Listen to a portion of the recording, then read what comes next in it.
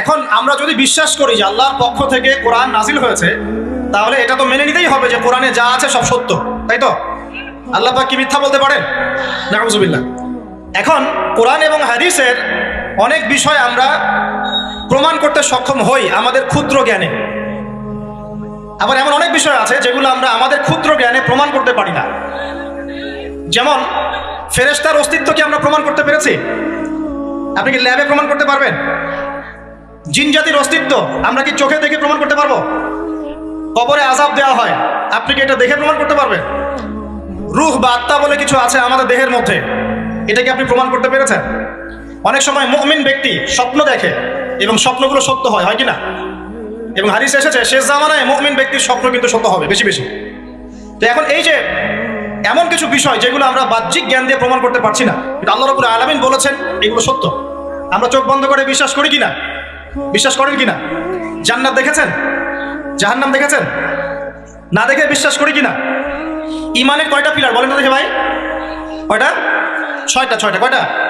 আল্লাহ বিশ্বাস, ফেরেশতাগণে বিশ্বাস, নবী রাসূলগণে বিশ্বাস, আসমানি কিতাব সমূহে বিশ্বাস, পরকালের জীবনে বিশ্বাস, তাকদীর বা ভাগ্যের ভালো মন্দে বিশ্বাস। এই ছয়টার মধ্যে শুধু কোরআন এবং মুহাম্মদ সাল্লাল্লাহু আলাইহি ওয়াসাল্লামকে বাদ দিয়ে আপনি কোনোটাই দেখেন না। দেখেছেন? আল্লাহকে দেখেছেন? ফেরেশতা মণ্ডলী, আগের আসমানি কিতাবগুলো, মুহাম্মদ সাল্লাল্লাহু আলাইহি ওয়াসাল্লামকে সাহাবীরা দেখেছেন, আপনি কি দেখেছেন? আগের নবী রাসূলদেরকে দেখেছেন? পরকালের জীবন দেখেছেন? তাকদীর বা ভাগ্যের ভালো মন্দ দেখেছেন? এই যে না দেখে যে আমরা বিশ্বাস করছি, এটার নাম হচ্ছে গায়েবে বিশ্বাস। কিসে বিশ্বাস? এটাই আল্লাহ পাক বলছেন আলিফ লাম মিম যালিকাল কিতাব লা রাইবা ফিহ। আলিফ লাম মিম এটা এমন একটা কিতাব যেই কিতাব নিয়ে কোনো সন্দেহ সংশয় নাই। হুদাল লিল মুত্তাকিন, এই কিতাব মুত্তাকিদেরকে পথ দেখাবে। কারা মুত্তাকি? আল্লাযীনা ইউমিনুনা বিল গায়বি, যারা এই অদৃশ্যে বিশ্বাস করে। বলেন সুবহান। আল্লাহ পাকের আদেশ পালন করার নিমিত্তে, তার ইবাদত করার নিমিত্তে আমরা আল্লাহ পাকের এই আদেশগুলোকে না দেখে বিশ্বাস করি। এখন কিছু মানুষ বলতে পারে তাহলে এগুলোর বৈজ্ঞানিক ব্যাখ্যা কি? উত্তর হচ্ছে এই যে কোরআন এবং হাদিসের সবকিছুকে বৈজ্ঞানিক ব্যাখ্যার মানদণ্ডে উত্তীর্ণ হয়ে আসতে হবে জরুরি না এটা।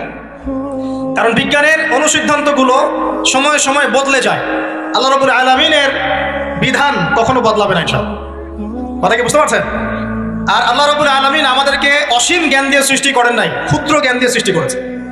আমরা আমাদের ক্ষুদ্র জ্ঞানে এতটুকু প্রমাণ করতে পারবো না, ভালো করে বোঝেন, আমরা আমাদের ক্ষুদ্র জ্ঞানে এতটুকু প্রমাণ করতে পারবো না যে আগামীকাল আপনার সাথে কি ঘটবে। বলতে পারবেন? কেউ পারবে? তো যে মানুষ তার সাথে আগামীকাল কি ঘটবে সেটাই বলতে পারছে না, সেই মানুষ কি আল্লাহ রাব্বুল আলামিনের এই মহাবিশ্বের অসীম জ্ঞানের অতল তলে ডুব দিতে পারবে? আমি বলছিলাম ইমানের 6 পিলার কি আপনি চোখে দেখেছেন? তারপরে বিশ্বাস করি কিনা ভাই? আচ্ছা, এখন আমরা এই জায়গায় ছিলাম যে আল্লাহ পাকের জ্ঞানটা অসীম। আল্লাহ পাকের জ্ঞান কি ভাই? আমি অসীমের একটা উদাহরণ দিয়ে বোঝাচ্ছি। মনে করেন এখানে আমরা যারা উপস্থিত আছি আমরা সবাই জান্নাতে চলে গেলাম, মনে করেন, আল্লাহ কবুল করুন। জান্নাতে যাওয়ার পরে কি সময় শেষ হয়ে যাবে? না, সময় আরো চলতে থাকবে। আচ্ছা, জান্নাতে যাওয়ার পরে 1 কোটি, 2 কোটি, 5 কোটি, 10 কোটি, 100 কোটি বছর পর এই জান্নাতীরা কি করবে, কি খাবে, কোথায় ঘুরবে, কোথায় ফিরবে, আল্লাহ রাব্বুল আলামিন এখনই সেটা জানেন। আলহামদুলিল্লাহ, বলেন আল্লাহু আকবার। আল্লাহকে চিনি একটু, আল্লাহ পাক এখনই সেটা জানেন, এই মুহূর্তে জানেন। যদি এখানে কোনো ভাই থাকেন, ফর এক্সাম্পল অমুক ভাইয়ের নাম আব্দুল্লাহ, এই ভাই মনে করেন জান্নাতে যাবেন ইনশাআল্লাহ, কথার কথা বলছি, কথার কথা। এখন তিনি জান্নাতে যাওয়ার 100 কোটি বছর পরে কোন হুরের সাথে কোথায় ঘুরে বেড়াবেন আল্লাহ পাক এখনই তা জানেন। আল্লাহ পাককে চিনতে শিখুন। আবার আমাদের মধ্যে আল্লাহ না করুক কেউ যদি জাহান্নামে যায়, সে ব্যক্তি জাহান্নামে যাওয়ার কোটি কোটি বছর পর কি আযাব ভোগ করবে আল্লাহ পাক এখনই এই মুহূর্তে সেটা জানেন। আলহামদুলিল্লাহ। এবং আগেও জানতেন। আল্লাহ পাকের কোনো শুরু নাই, আল্লাহ পাকের কোনো শেষ নাই। আল্লাহ পাকের কোনো শুরু নাই, আল্লাহ পাকের কোনো শেষ নাই। এমন নয় যে আল্লাহ পাক আমাদেরকে সৃষ্টি করে সৃষ্টিকর্তা হয়েছেন, রিজিকদাতা হয়েছেন, পালনকর্তা হয়েছেন, এমন নয়। সৃষ্টি করার আগে থেকেই আল্লাহ পাক সৃষ্টিকর্তা, পালনকর্তা, রিজিকদাতা সবকিছুই ছিলেন। বলেন আল্লাহু আকবার। আল্লাহ পাক একজন, তার কোনো শরীক নাই। আল্লাহ রাব্বুল আলামিনের জ্ঞান অসীম। এটার উদাহরণ হাদিসে দেওয়া হয়েছে এভাবে যে মুসা এবং খিদির আলাইহিস সালাম নৌকায় সফর করছেন, একটা পাখি এসে নদী থেকে 1 ফোঁটা পানি খেয়ে চলে গেল। তখন খিদির আলাইহিস সালাম বলছেন, হে মুসা, এই পাখিটা নদী থেকে যতটুকু পানি পান করতে পেরেছে, এই পানিটুকু হচ্ছে পুরো পৃথিবীর সমস্ত মাখলুকের জ্ঞান। আর এই পুরো নদীতে যত পানি আছে, এই সাগরে যত পানি আছে, এগুলো হলো আল্লাহ রাব্বুল আলামিনের জ্ঞান। আমি কি বুঝাতে পারছি ভাই? এখন সেই আল্লাহ রাব্বুল আলামিন যখন কোনো বিষয়কে সত্য বলবেন, সেটা সত্য কিনা? আল্লাহ পাক এখন বলছেন আমি জিন আর মানব জাতিকে শুধু আমার ইবাদত করার জন্য সৃষ্টি করেছি, তার মানে জিন সত্য কিনা? আচ্ছা, একটু বলে দেই, মানুষের মধ্যে যেমন ভালো মন্দ আছে, জিন জাতির মধ্যেও কি আছে? ভালো মন্দ আছে। দুষ্ট জিন মানুষের ক্ষতি করার চেষ্টা করে, কি করে ভাই? এবং দিন দিন কিন্তু এর প্রভাবটা বাড়ছে।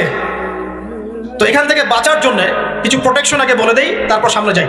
প্রত্যেক দিন সকালে এবং সন্ধ্যায় 3 বার করে সূরা ইখলাস পড়বেন। কুল হুয়াল্লাহু আহাদ, আল্লাহুস সামাদ, লাম ইয়ালিদ ওয়া লাম ইউলাদ ওয়া লাম ইয়াকুল লাহু কুফুয়ান আহাদ। সকালে সন্ধ্যায় কয়বার? 3 বার। আর 3 বার পড়বেন সূরা ফালাক, কুল আউযু বিরাব্বিল ফালাক, এই সূরা। আর 3 বার পড়বেন সূরা নাস, কুল আউযু বিরাব্বিন নাস, এটা। প্রত্যেক ফরজ নামাজের পর একবার করে পড়বেন আয়াতুল কুরসি। আয়াতুল কুরসি কোন সূরা আছে? কত নম্বর আয়াত? মাশাআল্লাহ, 255। আল্লাহু লা ইলাহা ইল্লা হুয়াল হাইয়ুল কাইয়্যুম, এখান থেকে শেষ পর্যন্ত। আর কি করবেন? রাতের বেলা ঘুমানোর সময় পড়বেন সূরাতুল বাকারা এর শেষের 2টা বা 3টা আয়াত। লিল্লাহি মা ফিস সামাওয়াতি ওয়া মা ফিল আরদ, এখান থেকে ফানসুরনা আলাল কওমিল কাফিরিন পর্যন্ত। নবী সাল্লাল্লাহু আলাইহি ওয়াসাল্লাম বলেছেন, রাতের বেলা কেউ যদি সূরা বাকারার শেষের এই 2টা 3টা আয়াত পড়ে ঘুমায়, সারা রাত আপনি যদি ইবাদতে থাকতেন যে নেকি পেতেন, এটা পড়ে ঘুমানোর ফলে সেই নেকি পাবেন ইনশাআল্লাহ। এখন বলেন দেখি, কতজনের সূরা বাকারার শেষের 3টা আয়াত মুখস্থ আছে? মাশাআল্লাহ। এখন বলেন আমাকে, আল কোরআনের আলো ঘরে ঘরে কি জ্বলবে? বলেন। শোনেন, আমার কথা রাগ করেন না। আমরা তো সবাই চাই যে আল্লাহর কোরআন আল্লাহর জমিনে প্রতিষ্ঠা লাভ করুক, চাই কি না? তাহলে সবার আগে নিজের মধ্যে কোরআন কায়েম করতে হবে। কোথায়? আগে নিজের উপর কোরআন কায়েম করুন, নিজের উপর সুন্নাহ কায়েম করুন, নিজের উপর দিন কায়েম করুন, ইনশাআল্লাহ দিন ঘরে ঘরে পৌঁছে যাবে ইনশাআল্লাহ। প্রত্যেক ঘরের মানুষ এই নিয়াত করতে পারি কি ইনশাআল্লাহ যে আমরা সবাই কোরআন পড়া শিখবো ইনশাআল্লাহ? কোরআনের বাছাই করা কিছু আয়াত অন্তত মুখস্থ করবো ইনশাআল্লাহ। পুরা কোরআন তোমাদেরকে মুখস্থ করতে বলছি না, হয়তো অনেকে পারবে না, যারা পেরেছে তারা সৌভাগ্যবান আলহামদুলিল্লাহ। কমপক্ষে সূরা বাকারার শেষের 3টা আয়াত পারবো না ভাই? আয়াতুল কুরসি পারবো না? সূরা ফালাক, সূরা নাস, সূরা ইখলাস, সূরা কাফিরুন, সূরা হাশরের শেষের 3টা আয়াত, সূরা কাহফ এর প্রথম 10 শেষ 10 আয়াত, সূরা কাহফ প্রথম 10 শেষ 10 আয়াত, সূরা সাফফাত এর প্রথম 10 আয়াত, সূরা আর রহমান, সূরা ইয়াসিন, সূরা মুলক। এই যে কমন জিনিসগুলো, এগুলো মুখস্থ করতে পারবো না ভাই ইনশাআল্লাহ? আল্লাহ পাক সবাইকে তৌফিক দান করুন, বলি আমিন। আর এখন যারা বিয়ে শাদী করেন নাই, নিয়াত করেন যে আপনাদের ঘরে যে সন্তান আসবে, আচ্ছা সন্তানের আগে বউয়ে আসে নাকি? আচ্ছা, যারা বিয়ে শাদী করেন নাই নিয়াত করেন, দিনদার, মুত্তাকি, পরহেজগার, কোরআনওয়ালা মেয়ে ছাড়া বিয়ে করার দরকার নেই। বাস বাস বাস বাস বাস। শোনেন, এর মানে এই নয় যে খালি মাদ্রাসার মেয়েদেরকে বিয়ে করবেন, বরং এমন অনেক দিনী বোন আছেন আমাদের স্কুল কলেজ ইউনিভার্সিটিতে পড়েন, তারা অনেক বেশি দিন চর্চা করেন মাশাআল্লাহ। আমি বলেছি কোরআনওয়ালা দিনদার পর্দাশীল নারী বিয়ে করবেন। এবং দ্বিতীয় নিয়াত করেন, যে সন্তানই হবে কমপক্ষে একটা সন্তানকে হাফেজে কোরআন বানাবেন ইনশাআল্লাহ, একটা সন্তানকে আলেম বানাবেন ইনশাআল্লাহ। আপনার মেয়ে হলে সেই মেয়েকে আয়েশা রাদিয়াল্লাহু আনহার মতো বানান ইনশাআল্লাহ।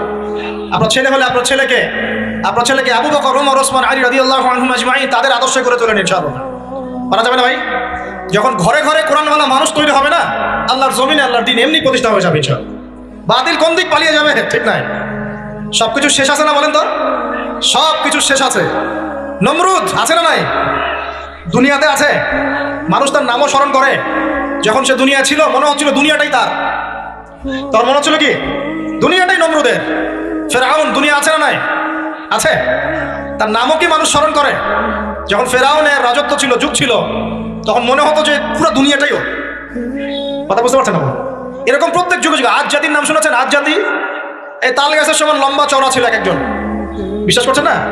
তাল গাছের সমান লম্বা চওড়া ছিল এবং পাহাড় কেটে কেটে তারা বাড়িঘর নির্মাণ করত। তাদের কাছে আল্লাহ পাক নবী হিসেবে পাঠিয়েছিলেন হুদ আলাইহিস সালামকে। কোন নবী? সূরা হুদ পড়ে দেখবেন। আপনি যদি কবিতা, সাহিত্য, ছন্দ এগুলো পছন্দ করেন তাহলে সূরা হুদ আপনার জন্য। সুবহানাল্লাহ। আপনি যদি কবিতা, সাহিত্য, ছন্দ, বালাগাত পছন্দ করেন, সূরা আর রহমান আপনার জন্য, সূরা হুদ আপনার জন্য, সূরা শুআরা এগুলো আপনার জন্য। এত চমৎকার কাব্যিক বিন্যাস আছে, মানে কবিতার ছন্দে ছন্দে উপন্যাস ব্যাখ্যা করা হয়েছে বলে। সুবহানাল্লাহ। মানুষ তো কোরআনকে মূল্যায়ন করে না। আমি লাস্ট জুমার খুতবার একটা লেকচারে বলেছিলাম, সূরা ইউসুফ, এই যে এখন সারা বিশ্বে অর্থনীতি নিয়ে যে কত কথা হচ্ছে, অর্থনৈতিক সংকট, এটা সেটা বলা হচ্ছে না, সবার ঘরে ঘরে এগুলো আলোচনা হয় তো, মাশাআল্লাহ।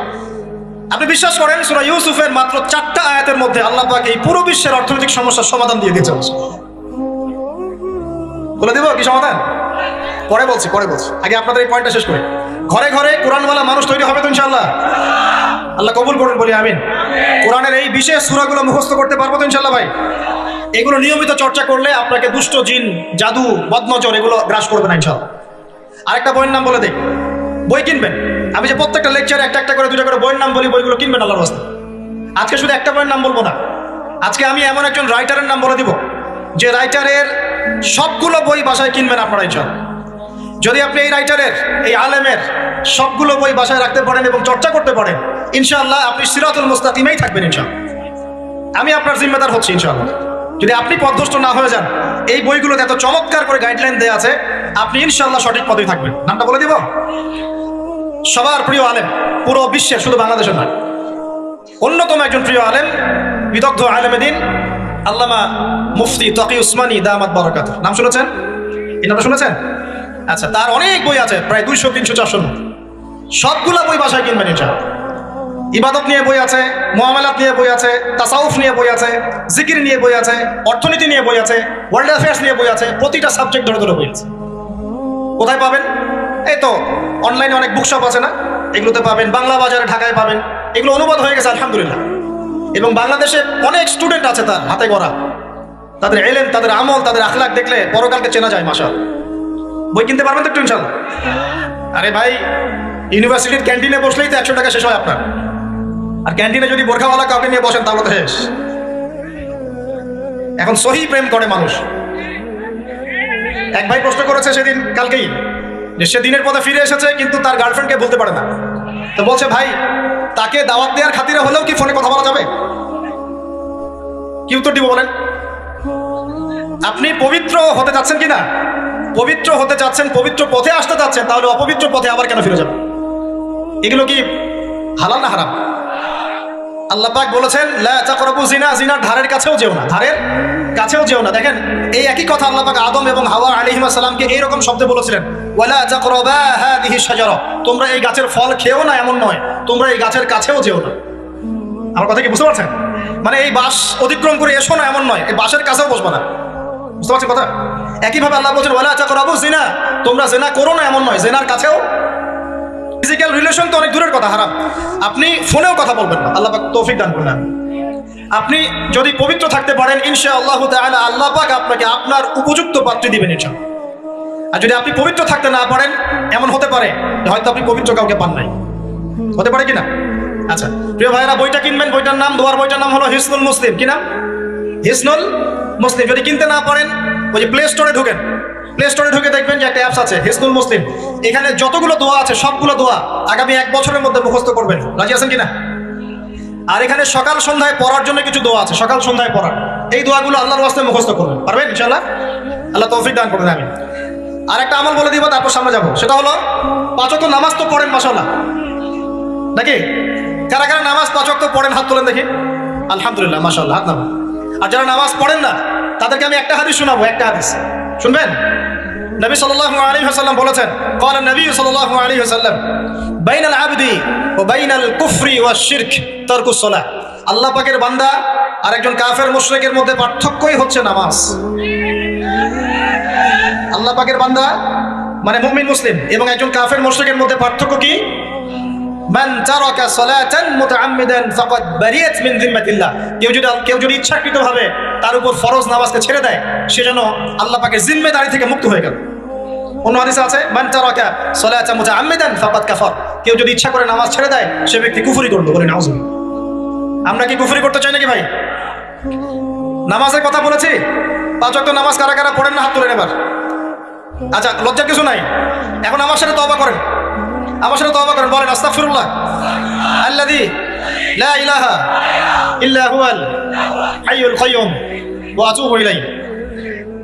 আল্লাহর কাছে সাক্ষী রেখে বলেন, আল্লাহ আমি জীবনে যত রাকাত নামাজ ছেড়ে দিয়েছি এর জন্য আমাকে মাফ করো না। ইনশাআল্লাহ আগামী জীবনে আমি বিনা ওজরে 1 ওয়াক্ত নামাজও বাদ দিব না ইনশাআল্লাহ। রাজি আছেন ইনশাআল্লাহ? বাস এই একটা নসিহত যদি আজকে আপনারা আমল করতে পারেন, ইনশাআল্লাহ আজকের মাহফিল সফল করা যাবে। আর বই কিনতে বললাম, 1 নম্বর কোন বই বলেন? হিসনুল। আর কোন আলেমের নাম বলেছে? আল্লামা, জুড়ে বলেন। তার অনেকগুলো বই আছে, কেনার চেষ্টা করবেন তো ইনশাআল্লাহ। আল্লাহ পাক তৌফিক এনায়েত করুন, বলি আমিন। তাহলে আমরা সূরা যারিয়াতের 56 নম্বর আয়াতে কি শিখেছি ভাই? আল্লাহ রাব্বুল আলামিন আমাদেরকে সৃষ্টি করেছেন কেন? তার ইবাদত করার জন্য আছে। এখন আমাকে বলেন যে আল্লাহ পাকের ইবাদত করার জন্য আল্লাহ পাক এই দুনিয়াতে আমাদেরকে কত বছর সময় দিয়েছেন বলেন দেখি? সর্বোচ্চ কত হবে? সর্বোচ্চ 60, 70, 100 হতে পারে। এই তো আমরা কি চিরস্থায়ী থাকবো এখানে, না চলে যাব? আচ্ছা, দুনিয়ার জীবনটা তাহলে কি? আল্লাহ পাক বলছেন, আল্লাযী খালাকাল মাউতা ওয়াল হায়াতা লিয়াবলুয়াকুম আইয়ুকুম আহসানু আমালা। আল্লাহ পাক জীবন মৃত্যু সৃষ্টি করেছেন কেন? আল্লাহ পাক পরীক্ষা করার জন্য যে এই দুনিয়ার জীবনে আমলে কে শ্রেষ্ঠ, আমলে কে শ্রেষ্ঠ।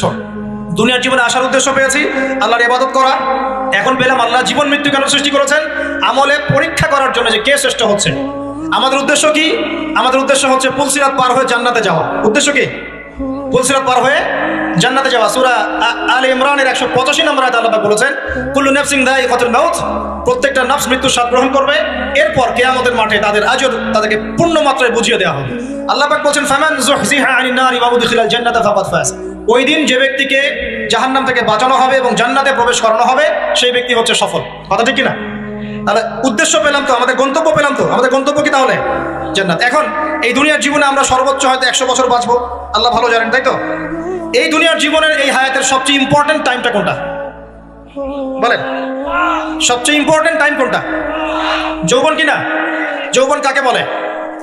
যৌবন কাকে বলে? কত বছর থেকে কত বছর পর্যন্ত? 20 থেকে 40 বা 15 থেকে 40 বা 20 থেকে 50, এই তো? আচ্ছা, এই বয়সের মধ্যে কারা কারা আছেন হাত তোলেন দেখি। মাশাআল্লাহ, সবাই তো দেখি এই বয়সে, হাত নামান। এখন এই বয়স সম্পর্কে আগে 2টা হাদিস শোনেন, আমার দিকে তাকান, তারপরে আমি বলছি অবস্থা কি, করণীয় কি। আমি বলেছি যুবকদেরকে কিছু নসিহত করবো আজকে, নিয়াত করেছি, ঠিক আছে ভাই? আচ্ছা, যুবকদের সম্পর্কে প্রথম হাদিস, রাসূল সাল্লাল্লাহু আলাইহি ওয়াসাল্লাম বলেছেন, কিয়ামতের মাঠে মানুষ যখন উঠবে, আমরা উঠবো কিনা? আচ্ছা, নাকি উঠবো না? যারা আগুনে পুড়ে গেছে তারা উঠবে কিনা? যারা পানিতে ডুবে গেছে, যাদের লাশও খুঁজে পাওয়া যায় নাই, উঠবে কিনা? উঠবে। আচ্ছা, যখন মানুষ উঠবে তখন তাকে 5টা প্রশ্ন করা হবে। কয়টা ভাই? এই 5টা প্রশ্নের আগে সে তার পা সামনেও ফেলতে পারবে না, পিছনেও ফেলতে পারবে না। আমরা কি একটু চিন্তা করতে পারছি কত ভয়ঙ্কর হবে বিষয়টা? এই সামান্য গরমে আমাদের অবস্থা খারাপ, সূর্য সেদিন সামনে নিচে, আর মানুষ উঠে দাঁড়িয়ে আছে, তাদেরকে 5টা প্রশ্ন করা হবে। যতক্ষণ পর্যন্ত প্রশ্নের উত্তর দিতে পারছে না, সামনেও যেতে পারবে না, পিছনেও আসতে পারবে না, পা নড়াতে পারবে না। 1, তোমার পুরো জীবনটা তুমি কোন কাজে ব্যয় করেছো? উত্তর কি রেডি আছে আমাদের কাছে? আমরা কি বলতে পারবো, হ্যাঁ আল্লাহ, আমরা আমাদের পুরো জীবন তোমার ইবাদত করে কাটিয়েছি? 2, তোমার যৌবন স্পেশালি তুমি কোন কাজে ব্যয় করেছো? তোমার যৌবন তুমি স্পেশালি কোন কাজে ব্যয় করেছো? যুবকরা কি উত্তর দেওয়ার জন্য প্রস্তুত আছে যে আমাদের যৌবন আমরা আল্লাহর পথে কাটিয়েছি? সবাইকে বলতে পারবো? 3 নাম্বার, তোমার রিজিকের উৎস কি ছিল? কোন পথে সম্পদ অর্জন করেছো? 4 নাম্বার, কোন পথে সম্পদ ব্যয় করেছো? কোন কোন খাতে সম্পদ ব্যয় করেছো? আমরা কি আমাদের আয় এবং ব্যয়ের হিসাব দেওয়ার জন্য প্রস্তুত? 5, তোমাকে আমি যে জ্ঞান দিয়েছিলাম সেই জ্ঞান অনুযায়ী আমল করেছো কিনা? আল্লাহ পাক আমাকে আপনাদের সবাইকে তৌফিক দান করুন, জানা অনুযায়ী আমল করার তৌফিক দান করুন। এই 5টা প্রশ্নের মধ্যে যৌবনকাল ইম্পর্টেন্ট কিনা ভাই? গুরুত্বপূর্ণ কিনা?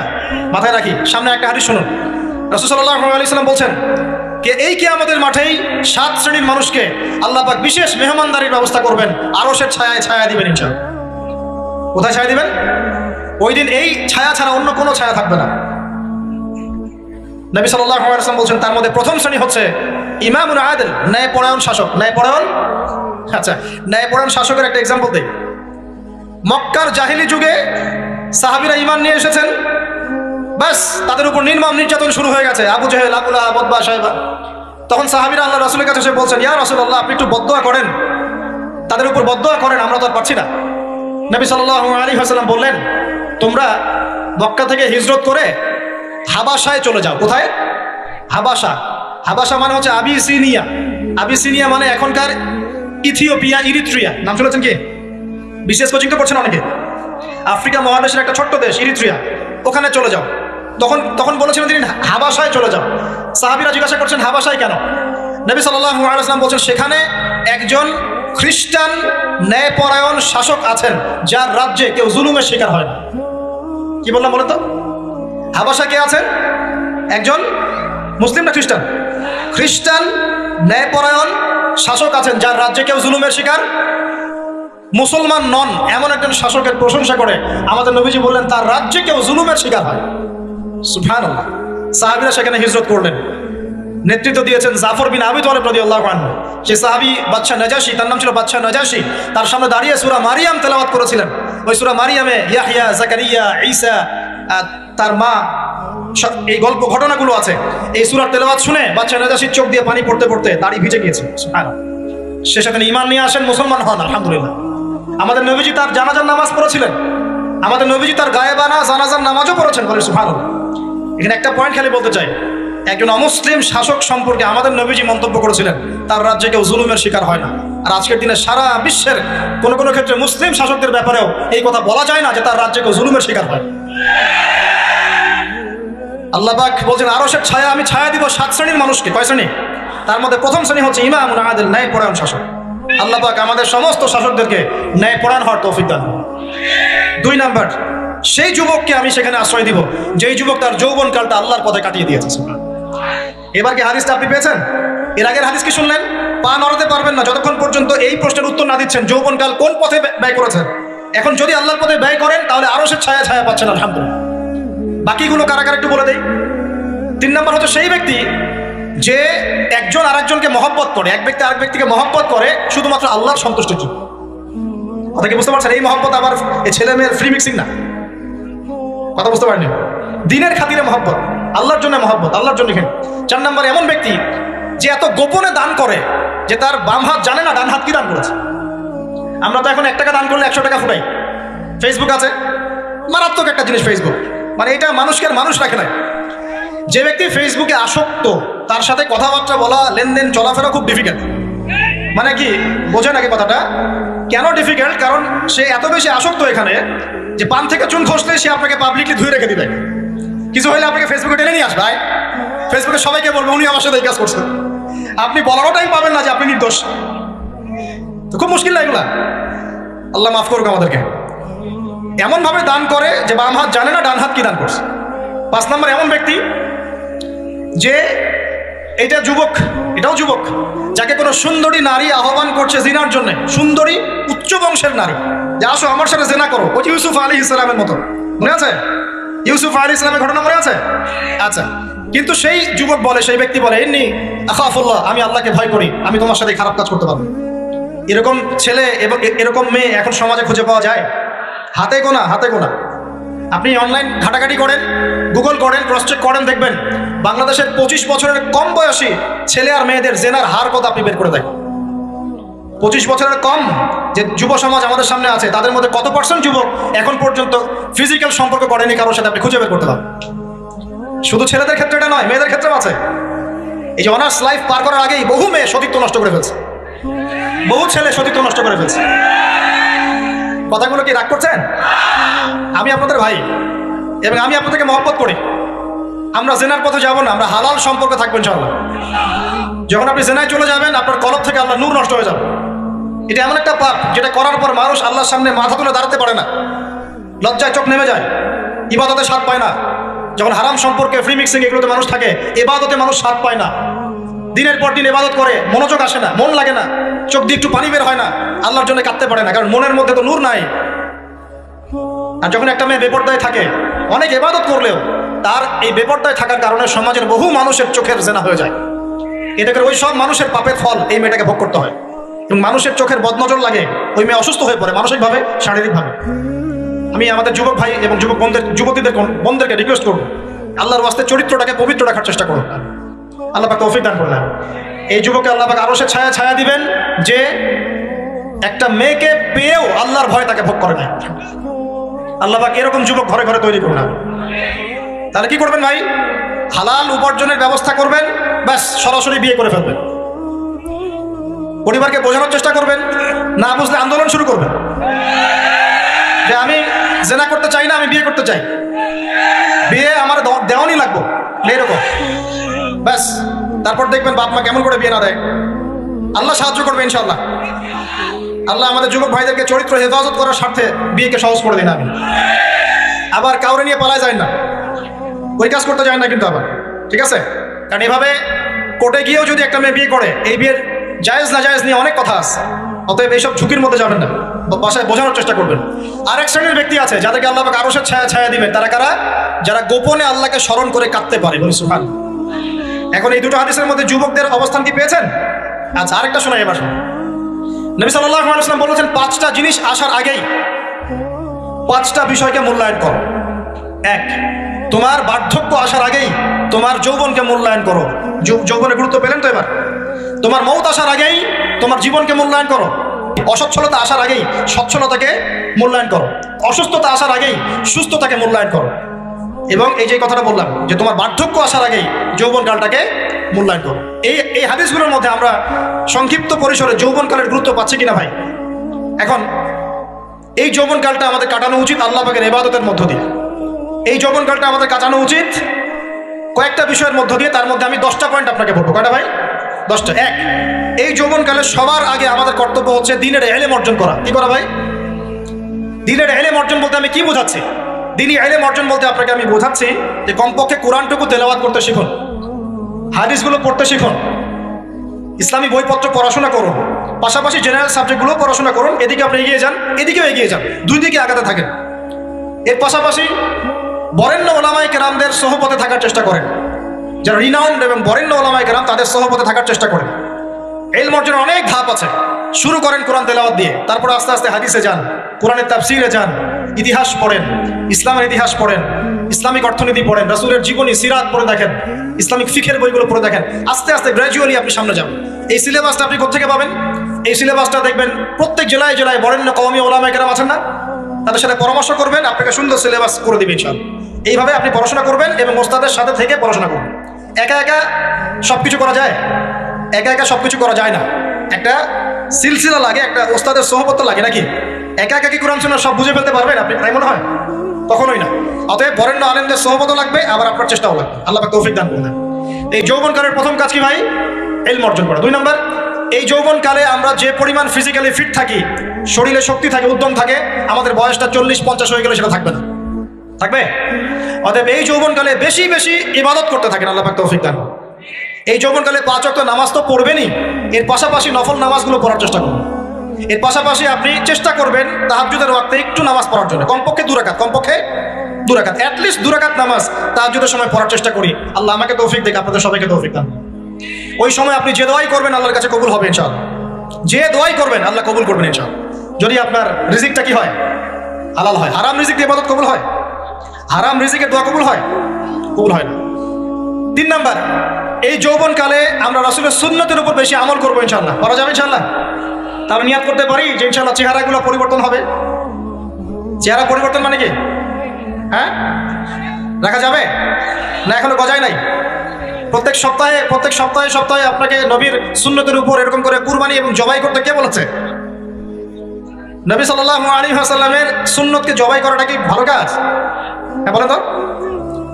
আমরা তো এমন অনেক নাপিত ভাইদেরকে চিনি যারা এই ধরনের বক্তব্যগুলো শুনে আলহামদুলিল্লাহ জীবন পরিবর্তন করেছেন।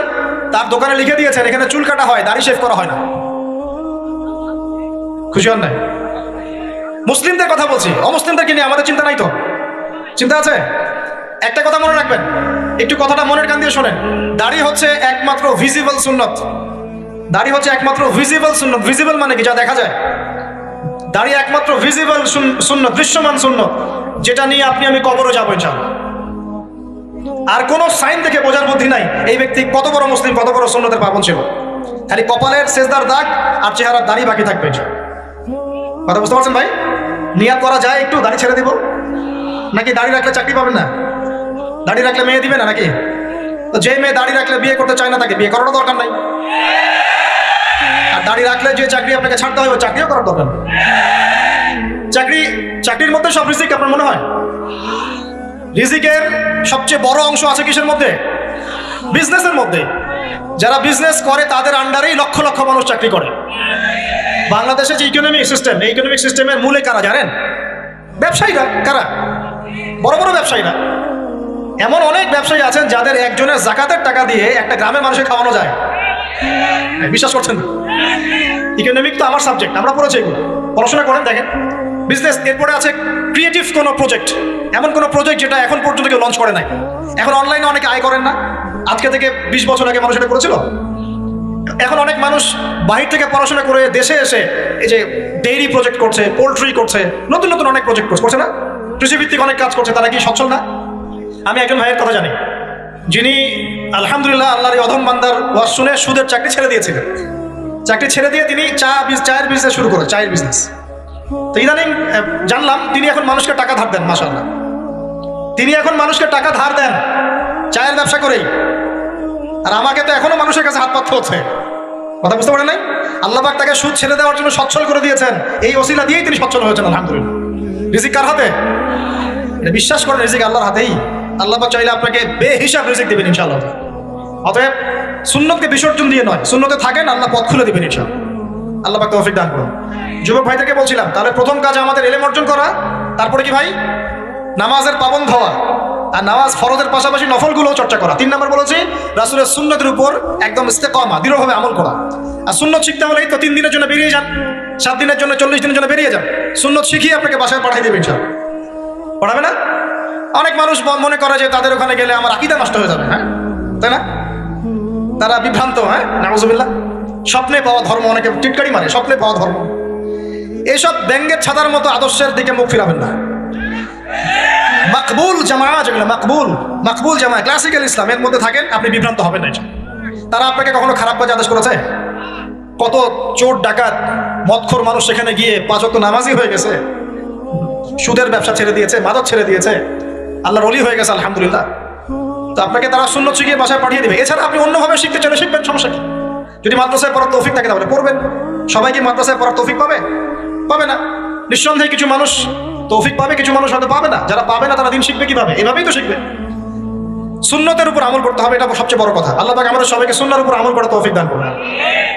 4 নম্বর ভাই, যৌবনকালে আমরা আমাদের সময়গুলোকে মূল্যায়ন করবো ইনশাআল্লাহ। কথা বুঝতে পারছি ভাই? সময় মূল্যায়ন কেমন? আপনার দিন রাতের একটা রুটিন থাকবে, এলোমেলো লাইফ লিড করবেন না। এই যে আমরা, আল্লাহ মাফ করুক, আমরা এখন 3টায় 2টায় 4টায় ঘুমাই, 12টা 1টা 2টায় উঠি, নাউজুবিল্লাহ। এতে করে কি আমাদের রুটিন লাইফটা ঠিক আছে?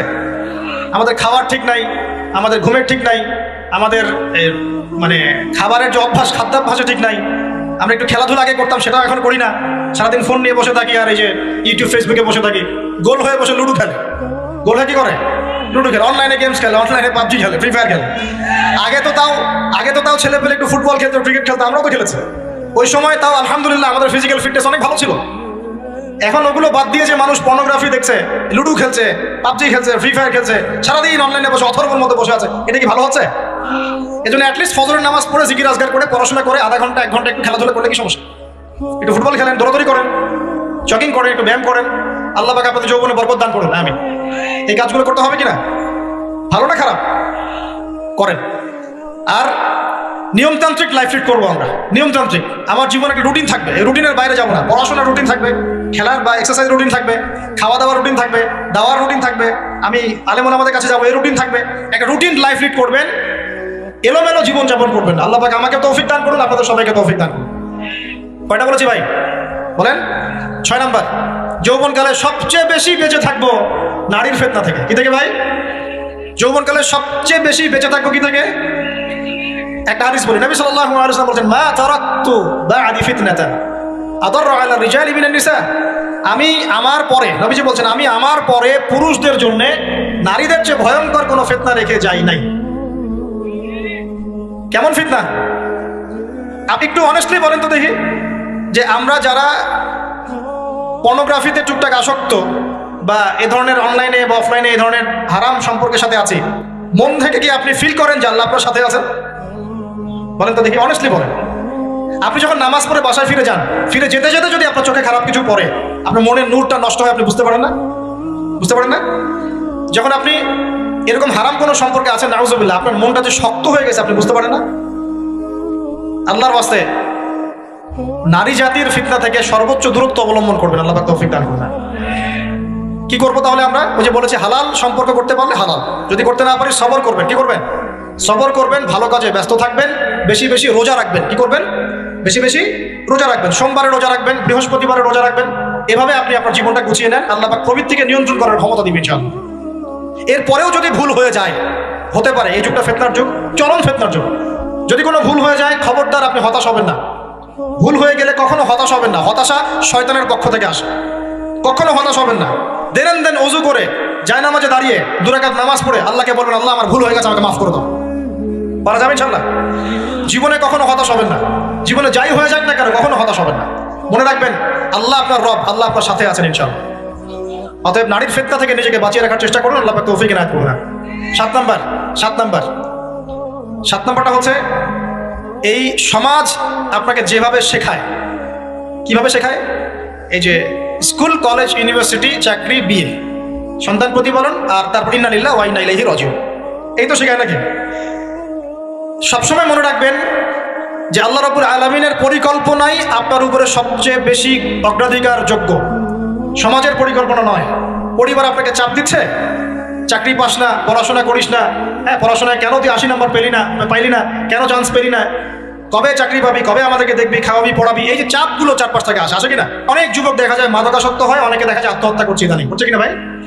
এই শব্দটা থেকে আমি পয়েন্টটা আজকে লিখেছিলাম যে ভুলেও আল্লাহর প্রতি বিশ্বাস এবং তাওয়াক্কুল হারাবেন না। সমাজ যেভাবে শেখায়, সমাজ চারপাশে যে চাপ আপনাকে দিচ্ছে, এই চাপে নিজে গা ভাসিয়ে দিবেন না। আপনি আল্লাহর কাছে দোয়া করবেন, আল্লাহর কাছে পথ চেয়ে নেবেন এবং আল্লাহর প্রতি তাওয়াক্কুল ভরসা করবেন। কখনো আত্মহত্যার পথ বেছে নেবেন। কি হয়েছে? 80 নম্বর পান নাই তো কি হয়েছে? আপনি চেষ্টা করেছেন কিন্তু চান্স পান নাই তো কি হয়েছে? চেষ্টা তো করেছেন আপনি চেষ্টা করেছেন ইউনিভার্সিটির চান্সের জন্য, আপনি চান্স পাইনি, চেষ্টা করেছেন আপনি, বাস চেষ্টা করেছেন, পাই নাই, তাকদিরে ছিল পাই নাই, বাস আমি আমার চেষ্টা করেছি। কখনোই আত্মহত্যার পথ বেছে নেবেন না। আর আমরা পিতা মাতাদেরকে রিকোয়েস্ট করবো, কোনো অবস্থাতেই সন্তানকে এত বেশি চাপ দিবেন না যে সন্তানটার এই কোমরটাই ভেঙে চলবে। এই সমস্যাগুলো দিন দিন বাড়ছে সমাজের মধ্যে। কেন এত চাপ দিচ্ছেন? তার প্রতিভা কোথায় খুঁজে বের করুন। তাকে জোর করে কেন টেনে লম্বা করার চেষ্টা করছেন? আমাদের সমাজে বাচ্চা হয়ে গেলেই তার পিঠে একটা সিল মেরে দেয়, হয় ডাক্তার না হলে ইঞ্জিনিয়ার। কেন? এর বাইরে কোনো প্রফেশন নাই। আমার সন্তানকে হয় ঢাকা বিশ্ববিদ্যালয়ে চান্স পেতে হবে, না হলে বুয়েটে, না হলে এখানে। এর বাইরে আর কোথাও পড়ারই জায়গা নাই। আর এখানে পড়লেই আমার সে ছেলে না আমার মেয়ে একদম সবচেয়ে বড় জ্ঞানী হবে, অন্য কোনোভাবে হবে না, এটা গ্যারান্টি দেওয়া আছে? যারা সভ্যতা বিনির্মাণ করেছেন তারা কয়জন বড় বড় ডিগ্রি সার্টিফিকেট পেয়েছেন খুঁজে বের করে দেখেন, খুঁজে বের করে। আমরা ফিলোসফির মধ্যে যে ফিলোসফারদের হিস্ট্রি পড়েছিলাম তাদের মধ্যে বেশিরভাগই দেখা যায় স্কুলেও যায় নাই, কলেজেও যায় আছে না? এমন আছে। আমি বলছি না আপনারা যাবেন না, আমি বলছি জ্ঞানের মানদণ্ড এটাই নয় যে আমার সার্টিফিকেট অর্জিত হয়েছে। সার্টিফিকেটটাই জ্ঞানের মানদণ্ড নয় তো। হ্যাঁ, প্রতিযোগিতার একটা জগৎ আছে, আমাকে সেই জগৎ উতরাতে হবে। আপনি চেষ্টা করবেন, যদি না হয় তাকদীরে ছিল, হয় নাই, বাস হয়। আমাকে আল্লাহ পাঠিয়েছেন তার ইবাদত করার জন্য, এখানে আত্মহত্যা করার জন্য আল্লাহ আমাকে পাঠান নাই। আমার জীবন যদি দিতেই হয় তাহলে আল্লাহর জন্য দিব ইনশাআল্লাহ। ঠিক আছে কথা? বাস, দুনিয়ার জন্য নয়। আল্লাহ পাক বোঝার তৌফিক দান করুন। কটা বললাম? 7টা না 8টা? 7টা। 8 নাম্বারটা ইম্পর্টেন্ট এবং এটা আপনাদের জন্য মজাদার। সেটা হলো 8 নাম্বারটা বেশি ইম্পর্টেন্ট। এটা হচ্ছে দিনের পথে চলার ক্ষেত্রে আপনি অনেক রকম মতবাদ পাবেন সামনে। কেউ বলবে আমারটা সঠিক, কেউ বলবে না ওরটা নয়, আমারটা সঠিক, কেউ বলবে না আমার দলটা সঠিক, কেউ বলবে না ওর সংগঠন সঠিক। এগুলো আপনার কান ভারী করে ফেলবে। তখন মনে হবে যে আগেই ভালো ছিলাম রে ভাই, নামাজ পড়তাম না। এখন নামাজ পড়া শুরু করে দেখলাম যে আরে হাতটা বাঁধবো কোথায়, এটাই তো ফিক্স করতে পারতেছি না। এখন আমার কিছু তো অভিজ্ঞতা আছে ভাই, নাকি ভাই? ওরা লোক একটা কথা বলে, সেটা হলো সমাজে কিছু ইখতিলাফি মাসআলা আছে, এই মাসআলাগুলো কানেও ঢুকাবেন না। আপনি ইবাদতের মধ্য দিয়ে আল্লাহকে পাওয়ার চেষ্টা করুন। এবং চিরায়ত একটা ইসলাম আমরা ফলো করছি না? এই ইসলামের মধ্যে এমন কিছু নাই যেটা আপনাকে জাহান্নামে নিয়ে যাবে, এমন কিছু নাই। হ্যাঁ, প্রত্যেকটা ঘরানার মধ্যে কিছু বিভ্রান্ত মানুষ থাকতে পারে। এমন কিছু মানুষ এমন আমল করছে যে আমলটা হয়তো কোরআন এবং হাদিসে নাই। এটা তার সমস্যা, কোরআন সুন্নাহর সমস্যা নয়। কথা বুঝতে পারছেন? এটা তার সমস্যা। সেই বেদাতটা করছে, সেই শিরকটা করছে। তার মানে এই নয় যে কোরআন হাদিস আমাকে শিরক শিখিয়েছে, বেদাত শিখিয়েছে। কোরআন এবং হাদিসে যেটা আছে এটা সুন্দর এবং এটা চিরায়ত একটা ক্লাসিক্যাল ইসলাম আমাদের কন্টিনেন্টে আছে, বাংলাদেশেও আছে। এখানে থাকলে আপনি বিভ্রান্ত হবেন না ইনশাআল্লাহ তাআলা। বরেণ্য ওলামায়ে কেরামদের কাছে গিয়ে অন্তত একজন হকপন্থী আলেমের সাথে পরামর্শ করে আপনি আমল করার চেষ্টা করুন। আর যে বিষয়গুলো নিয়ে ইখতিলাফ আছে এগুলো নিয়ে সমাজে মতপার্থক্য সৃষ্টি করে সমাজটাকে বিভক্ত করতে যায় না। আল্লাহর ওয়াস্তে মসজিদ ভাগ করতে যায় না, সমাজকে ভাগ করতে যায় না। জাতিগত ঐক্যটা রক্ষা করেন, আল্লাহ পাক বোঝার তৌফিক দান। আর যদি মানুষের মধ্যে খারাপ কিছু দেখি, ওই খারাপ কিছু বিষয়টা আমি এড়িয়ে যাবো। আর কোনটা ভালো কোনটা খারাপ আমি বুঝবো কিভাবে? আমি 10 জন আলেমের সাথে পরামর্শ করবো, বাস। আমি এত বড় আলেম নই, তাহলে আমি 10 জন আলেমের সাথে পরামর্শ করবো যে হুজুর এই বিষয়টা চলছে, এটা সম্পর্কে আসলে বিষয়টা কি। একটা ঘরানার দিকে কখনো আপনি সাম্প্রদায়িকভাবে বায়াস্ট হয়ে যাবেন না। আপনি আপনার চিন্তাটাকে লিবারেল রাখবেন। হকটা যেখানে পাবো সেটা নিব ইনশাআল্লাহ। এমন নয় যে উনি বলেছেন বলেই হক, আর কারোটা নিব না, ওরটাই নিব, এভাবে চিন্তা করবেন না। হক যেখানে আছে সেখানে যাবেন আপনি ইনশাআল্লাহ। আল্লাহ পাক আমাদেরকে বোঝার তৌফিক দান। আর যে ইখতিলাফগুলো আছে এগুলো নিয়ে সমাজকে বিভক্ত করতে চায় না, মতানৈক্য নিয়েই ঐক্য হবে ইনশাআল্লাহ তাআলা। আল্লাহ পাক আমাদেরকে কথাটা বোঝার তৌফিক দান। আর শেষের দুটো হলো, যৌবনকালে আমরা আমাদের পরবর্তী জীবনের প্রস্তুতি গ্রহণ করবো ইনশাআল্লাহ। কারণ বার্ধক্যের জীবনে আপনি কিন্তু এই কাজগুলো এখন করতে পারছেন, সেগুলো পরে পারবেন না। অতএব এই সময়ে আপনি আপনার রিজিকের একটা অংশ সঞ্চয় করার চেষ্টা করুন, কিছু সাস্টেইনেবল অ্যাসেট করার চেষ্টা করুন, যাতে পরবর্তী বয়সে গিয়ে আপনাকে দিনের দিকে কাজ করার জন্য দুনিয়ার ফিতনায় পড়তে না হয়। আল্লাহ পাক আপনাদেরকে হালাল রিজিকের ব্যবস্থা করে দিন, আমি দোয়া করি, আল্লাহুম্মা আমিন। আর সবশেষ যেটা বলতে চাচ্ছিলাম, দেখুন যৌবনকালে আমরা যা করতে পারবো অন্য সময় পারি না। তাই এই যৌবনেই ইলম অর্জন করে আল্লাহ পাকের দিনের এই দাওয়াতের মেহনত আমরা শহরে শহরে, গ্রামে গঞ্জে, জেলায় উপজেলায়, প্রত্যন্ত অঞ্চলে সমস্ত জায়গায় পৌঁছে দিব ইনশাআল্লাহ। যৌবনকালে আমরা বেশি বেশি দাওয়াতি কাজ করার চেষ্টা করবো, আল্লাহ পাক তৌফিক দান করুন। যতটুকু জানেন, আপনি এতটুকু জানেন না যে নামাজ পড়তে হয় 5 ওয়াক্ত, তাহলে নিজে পড়েন, মানুষকে নামাজের দাওয়াত। আপনি এতটুকু জানেন না যে ভাই সুদ খাওয়া হারাম, জানেন কিনা ভাই? ব্যাস আপনি মানুষকে বলেন যে ভাই হালাল খাই, সুদ না খাই। আপনি এতটুকু জানেন না যে জেনা করা হারাম, বাস আপনি আপনার বন্ধুকে দাওয়াত দেন, ভাই জেনার দিকে যাস না এবং হারাম অ্যাফেয়ার্সে যাস না। যতটুকু জানেন অতটুকু মানুষের কাছে পৌঁছে দেন, আল্লাহ পাক তৌফিক দান। যুবক ভাইদেরকে আমি 10টা নসিহত করলাম আছে, এই নসিহতগুলো একটু মেনে চলেন, যৌবনটা সুন্দর হবে ইনশাআল্লাহ। এছাড়া আর অনেক নসিহত আছে, এগুলো ওই যে বইগুলোর নাম বলে দিয়েছি, আল্লামা তাকি উসমানী হুজুরের যে বইগুলো, এগুলো পড়েন, ইনশাআল্লাহ দেখবেন আরো অনেক হেদায়েত আপনি পাবেন। মোটা দাগে কথা হচ্ছে, ইলম অর্জন করতে হবে। রাজি আছে কিনা ভাই? রাজি আছে কিনা বলেন? ইলম অনুযায়ী আমল বাড়িয়ে দিব, রাজি আছে কিনা? হকপন্থী ওলামায়ে কেরামের সাথে পরামর্শ করে চলবো, রাজি আছে কিনা? আমরা যৌবনকালে হালাল রিজিক অন্বেষণের চেষ্টা করবো, রাজি আছে কিনা? যৌবনের সময়কে বিন্যাস করে চলবো, এলোমেলো জীবনযাপন করবো না, রাজি আছে কিনা? নারীদের ফিতনা থেকে বেঁচে থাকার চেষ্টা করবো, রাজি আছে কিনা? আগামী দিনের জন্য, ইসলামকে এগিয়ে নেওয়ার জন্য দাওয়াতের মেহনত করবো, রাজি আছে কিনা? আচ্ছা, এখন আসেন, এগুলো আমাদের করণীয় ছিল না, আমাদের যুবকরা এখন করছে কি সেটা শুনুন। আমাদের যুবকরা এখন কিশোর গ্যাং করছে, কিশোর গ্যাং। কি করছে? আপনাদের পরিবারের কর্তা যারা আছেন তাদেরকে আমি একটু রিকোয়েস্ট করবো, আপনার সন্তানের দিকে খেয়াল রাখেন। আপনার সন্তানকে যত ছোট মনে করছেন, আপনার সন্তান এখন এত ছোট নয়। কিশোর বয়সে সে এমন পাপও করে ফেলেছে যা আপনি এখনো করেন নাই। কিশোর বয়সে এমন এমন পাপ করা তার শেষ যা আপনি এখনো চিন্তাও করতে পারেন না। অতএব সন্তানকে শুধু গায়ে গতরে বড় করলে হয় না। আমরা যে সন্তানকে মানুষ করার জন্য নিজের ঘাম ছেড়ে দিচ্ছি, মানুষ করার অর্থ হচ্ছে ওর আত্মাটাকে গড়ে তোলা, দেহটাকে গড়ে তোলা নয়, তার আত্মাটাকে গড়ে তুলুন। সন্তান থেকে খেয়াল রাখেন। ঢাকা শহরে কিশোর গ্যাংয়ের দৌরত্বে টেকা যাচ্ছে না, রাস্তাঘাটে ছিনতাই করছে, মাদক সেবন করছে, মানুষের সম্পদ মোবাইল ধূপ করে কেড়ে নিয়ে দৌড় দিচ্ছে, এক গ্যাং আরেক গ্যাংয়ের সাথে মারামারি করছে। এগুলো শিখছে কোত্থেকে? এগুলো শিখছে আপনার ওই যে অপসংস্কৃতি দেখে দেখে। পশ্চিম থেকে, আমাদের পার্শ্ববর্তী থেকে অনেক অপসংস্কৃতি ঢুকছে ভিতরে, ওটা দেখে দেখে দেখে দেখে শিখছে কি করতে হয় না। দুইটা গ্যাং তৈরি করছে এবং সিনেমাতে যেমন দেখানো হয় সে নিজেকে ওই রকম করে চিন্তা করা শুরু করছে। এই কনসেপ্টগুলো মানুষ পাচ্ছে কোথায়? নাটক সিনেমা থেকে পাচ্ছে। একটা দল ক্রিয়েট করেছে, সে সেই দলের নেতা হয়েছে, আরেক দল তাকে মারতে আসছে, সে আবার তাকে মারতে যাচ্ছে। এই যে জিনিসগুলো, এগুলো নাটক সিনেমায় দেখানো হচ্ছে না এখন। যুবকরা শিখছে কোত্থেকে এগুলা? বাংলাদেশের মেয়েদেরকে একসময় শেখানো হয়েছে তুমি সুন্দর না, তুমি কি না, তাদের মনে ঢোকান তুমি সুন্দর না, আরো সুন্দর হতে চাও, আরো সুন্দর হতে চাও, এই ক্রিম মাখো, সুন্দর হয়ে যাবে। এই একটা কনসেপ্ট ঢুকিয়ে দিয়েছে মাথায়, তুমি সুন্দর না, তোমাকে আরো সুন্দর হতে হবে। আল্লাহ তোমাকে যে সৌন্দর্য দিয়েছেন এটা যথেষ্ট না, অন্যরা আরো অনেক বেশি সুন্দর, তুমি সুন্দর না, এই ক্রিম মাখো, সুন্দর হবে। এই করতে করতে করতে ক্রিমের ব্যবসা শুরু হবে। বাণিজ্য, সবকিছু পিছনে কি থাকে? বাণিজ্য, আর কিছু না। তারপর শুরু হলো যে পার্লার, অমুক ক্রিম, তমুক ক্রিম, অমুক সোনো, এই সেই, বাস মেয়েরা পাগল হয়ে গেল। ব্যাস নতুন নতুন আমরা আমাদের সংস্কৃতি ধারণ করে যে কাপড় চোপড়গুলো পরি, কিছু মানুষ শেখালো এর চেয়ে এই ফ্যাশনটা ভালো, এটা পরো। ব্যাস ঈদে ঈদে নতুন নতুন ফ্যাশন আসা শুরু করবো। আর পাঞ্জাবি পায়জামা পরা তো আমাদের বাপদাদাদের সুন্নত, এটা বাঙালিদেরই সুন্নত। সব বাদ দিয়ে এখন আমরা কি শুরু করেছি দেখেন তো। তো এগুলো কিন্তু মিডিয়া দিয়ে আপনাদেরকে ঢোকানো হয়, মিডিয়া থ্রু দিয়ে। আমরা দেখছি এখন যুবকরা, বহু যুবক মাদকাসক্ত হয়ে যাচ্ছেন, হচ্ছেন কিনা? কিসের এত হতাশা ভাই? কি হয়েছে? আপনার গার্লফ্রেন্ড আপনাকে ছেড়ে চলে গেছে? তা গেছে না হয়তো, কি হয়েছে ভাই? কি হয়েছে? গার্লফ্রেন্ড ছেড়ে চলে গেছে তো কি হয়েছে? আল্লাহ পাকের জমি নাকি মেয়ের অভাব নাকি? 40 জন নারীর দায়িত্ব একটা ছেলেকে নিতে হবে সে জামানায়, মানে মা, বোন, ফুপু, খালা, স্ত্রী, এই সব মিলে 40 জন কাঁধে উঠে যাবে। এখন ঘরে ঘরে মেয়েদের সংখ্যা বাড়ছে না? নবীজি বলেছে শেষ জামানায় মেয়েদের সংখ্যা বাড়বে, ছেলেদের সংখ্যা কমবে। কমছে কিনা ছেলেদের সংখ্যা? এখন হয়তো এভারেজ 100, 104, পরে দেখবেন আরো বেড়ে গেছে। শুধু আমেরিকার হিস্ট্রি ঘেটে দেখেন, ওখানে ছেলে মেয়ের অনুপাতটা কেমন কমছে, সব জায়গাতে আরো সামনে কমবে। তো একজন গার্লফ্রেন্ড আপনাকে ছেলে চলে গেছে, ব্যাস জীবনটা উৎসর্গ করে দিতে হবে তার জন্য। এখন কি ফেন্সিডিল, গাঁজা, ইয়াবা এগুলো সেবন করতে হবে? আপনাকে কে সৃষ্টি করেছেন ভাই? কি উদ্দেশ্যে? প্রথমে কি একটা বলেছে, কি উদ্দেশ্যে? আমাকে আল্লাহ পাঠিয়েছেন দুনিয়াতে নামাজ পড়তে, রোজা রাখতে, দিনের প্রচার করতে, দিনের জ্ঞান অর্জন করতে, এই তো। তা আমি একজন মেয়ের জন্য জীবন নষ্ট করে দিব কেন? আমি তাহলে আল্লাহর কাছে কি মুখ দেখাবো আর নবীর কাছে কি মুখ দেখাবো? ওখানে গিয়ে বলবো আল্লাহ আমি আমার অমুক প্রেমিকার জন্য আশেক হয়ে একদম জীবন দিয়ে দিয়েছি, আত্মহত্যা করেছি? গেছে ভাই, যাইতে দেন।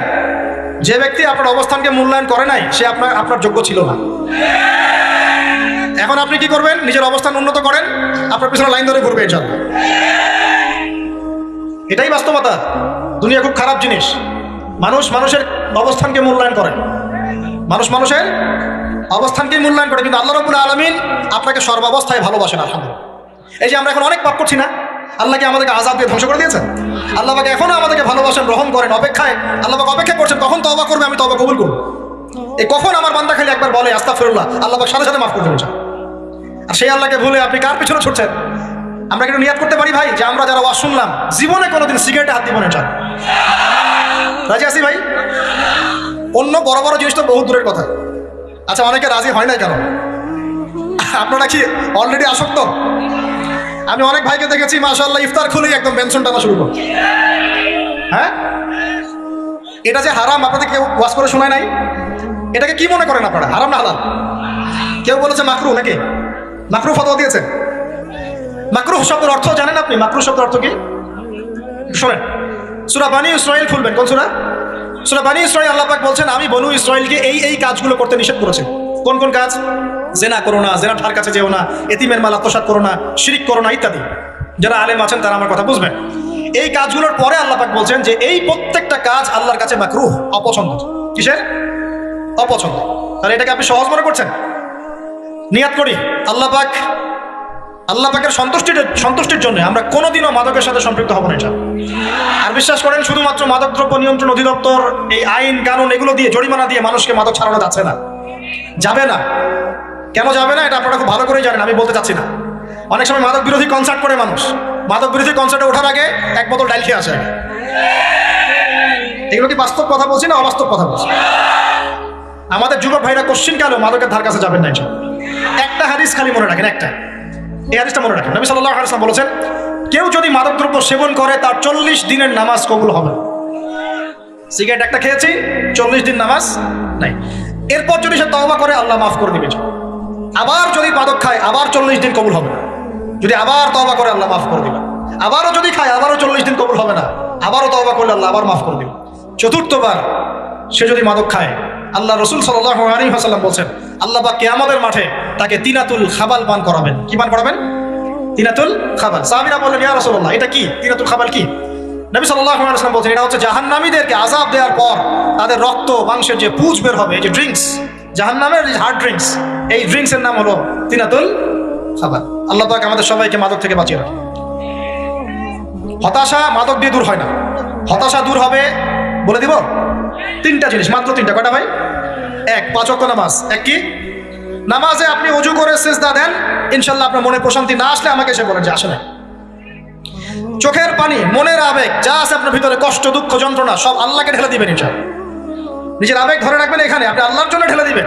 মানুষকে আবেগ দেখা কি লাভ? মানুষ আপনার চোখের পানির মর্ম বুঝবে? মানুষ কি মানুষের চোখের পানির মর্ম বোঝে? আপনার পিতা যদি মারা যায় আমার কাছে এসে দোয়া চান, কান্নাকাটি করে, আমি দোয়া করতে পারবো কিন্তু আমি কিন্তু আপনার ফিলিংসটা বুঝতে পারবো না। আপনার অনুভূতি কে বুঝতে পারবেন? আল্লাহ পাক আপনার ঘাড়ের রগের চেয়েও কাছে আছে। সুবহান আল্লাহ পাক ঘাড়ের রগের চেয়ে কাছে আছে। গতকালকে বাংলাদেশের একজন বরেণ্য আলেমের সাথে একটা কনফারেন্সে ছিলাম। উনি বলছিলেন যে এক ব্যক্তি, এটা শোনেন, এক ব্যক্তি খুব তার শখ যে তিনি সাহাবীদের মতো নামাজ পড়া শিখবেন। কথা বুঝতে পারছেন? সাহাবীদের মতো নামাজ শিখবেন। তো একজন বরেণ্য আলেমের কাছে এসেছেন, এসে বলছেন যে আমাকে সাহাবীদের মতো নামাজ শিখিয়ে দেন। তখন সেই আলেম আরেকজন আলেমের সন্ধান দিয়েছেন, যা তুমি তার কাছে যাও, তিনি শেখাবেন। তো সেই ব্যক্তিটা অবাক হয়েছেন, কারণ যাকে প্রশ্ন করেছিলেন তিনি অনেক বড় মুহাদ্দিস। আর যার কাছে পাঠানো হচ্ছে তিনি অত বড় মুহাদ্দিস নন, কিন্তু আবেদ, আমল করেন। তাকে গিয়ে বলছেন উনি আমাকে পাঠিয়েছেন সাহাবী বলা নামাজ শিখিয়ে দেন। তখন তিনি বলছেন ঠিক আছে, সুন্দর করে ওযু করে আসো, সুন্দর করে ওযু করে আসো। ওযু করার সময় খালি খেয়াল রাখবা যে আমি ওযু করছি শুধু আল্লাহর সন্তুষ্টির জন্য। কি খেয়াল রাখবেন? ওযু করছি শুধু আল্লাহকে রাজি খুশি করার জন্য ওযু করছে, আর কোনো উদ্দেশ্য নাই আমার। ওযু করতে যাচ্ছে, তিনি আবার বলছেন দাঁড়াও, শুধু আল্লাহকে রাজি খুশি করার জন্য ওযু করো। আবার শুরু করছেন, আবার বলছেন শোনো, শুধু আল্লাহকে রাজি খুশি করার জন্য ওযু করো। এভাবে বলতেই আছেন, নামাজে দাঁড়িয়ে আছেন, দাঁড়ানোর আগে বলছেন শোনো, শুধু আল্লাহকে রাজি খুশি করার জন্য নামাজ পড়ো। বলতেই আছেন। এক পর্যায়ে সে ব্যক্তি নামাজ শুরু করলো, নামাজে মনোযোগ এদিক ওদিকে যায়, আর তার মাথায় এটা আসে, এই শুধু আল্লাহকে রাজি খুশি করার জন্য আমাকে নামাজ পড়তে হবে, শুধু আল্লাহকে রাজি খুশি করার জন্য নামাজ পড়তে হবে। এই চিন্তা তার মনের মধ্যে ঘুরপাক খাচ্ছে। এভাবে নামাজটা সে শেষ করে চিন্তা করছে যে নামাজ তো পুরোপুরি মনোযোগ দিতে পারলাম না। বারবার মাথার মধ্যে এরকম চিন্তা আসছে, আল্লাহ আমাকে তো মাফ করে দাও, নামাজটা আমার মনে হলো না ঠিক মতো। তখন সে ফিরে এসে তার সে ওস্তাদকে বলছেন আমার তো নামাজ এরকম করে পড়লাম, কিন্তু শেষমেশ মনে হলো যে নামাজটা হয়তো কবুল হয় নাই, আল্লাহর কাছে খুব মাফ চাইলাম, আল্লাহ আমাকে মাফ করে দাও, নামাজটা মনে হলো না। তখন সেই যে প্রথম ব্যক্তি যিনি পাঠিয়েছেন তিনি বলছেন এটাই হলো সাহাবী বলা নামাজ। তারা আল্লাহকে রাজি খুশি করার জন্য নামাজ পড়তেন, নামাজ শেষ করে আল্লাহর কাছে ইস্তেগফার করতেন, আল্লাহ কিছুই হলো না, কিছুই হলো। আমার কথা কি বুঝতে পারছেন? অতএব আল্লাহকে রাজি খুশি করার জন্য আপনি আপনার আবেগ, আপনার ইবাদত সব ফেলে দেবেন, অন্য কারো কাছে কিছু পাওয়ার আশা করুন। অতএব নামাজ আপনার মাদকের দিকে যাওয়া লাগবে না, নামাজই আপনার হতাশা দূর করে দেবে ইনশাআল্লাহ।